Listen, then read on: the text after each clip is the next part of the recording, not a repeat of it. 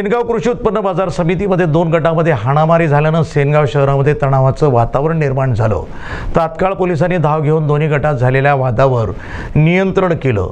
सभापती आणि संचालक यांच्यामध्ये चांगलाच वाद झाल्यानं दोघांनी एकमेकांवर गुन्हे दाखल केलेत। सेनगाव कृषी उत्पन्न बाजार समिती इथं सभापती अशोकराव ठेंगल, कृषी उत्पन्न बाजार समिती संचालक वैभव देशमुख यांच्यामध्ये बाचाबाची होत हाणामारी झाल्यानं सेनगाव शहरामध्ये एकच खळबळ उडाली होती।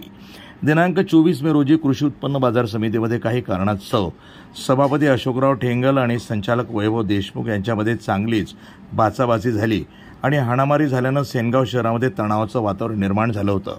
घटनास्थळी सेनगाव पोलीस स्टेशनच्या वतीनं कृषी उत्पन्न बाजार समिती इथं बंदोबस्त ठेवण्यात आला होता। तर सभापती अशोकराव ठेंगल यांच्या फिर्यादीवरून संचालक वैभव देशमुख यांच्यासह इतर 11 जणांवर गुन्हे दाखल करण्यात आले।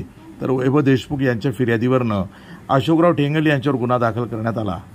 पुढील तपास सेनगाव पोलीस स्टेशनचे पोलीस निरीक्षक संतोष तांबे आणि बीट जमादार सुभाष चव्हाण हे करत आहेत। सध्या सेनगाव शहरामध्ये शांततेचं वातावरण असल्याचं पाहायला मिळालं। प्रतिनिधी महादेव हरण, सेनगाव, जिल्हा हिंगोली, NTV न्यूज मराठी।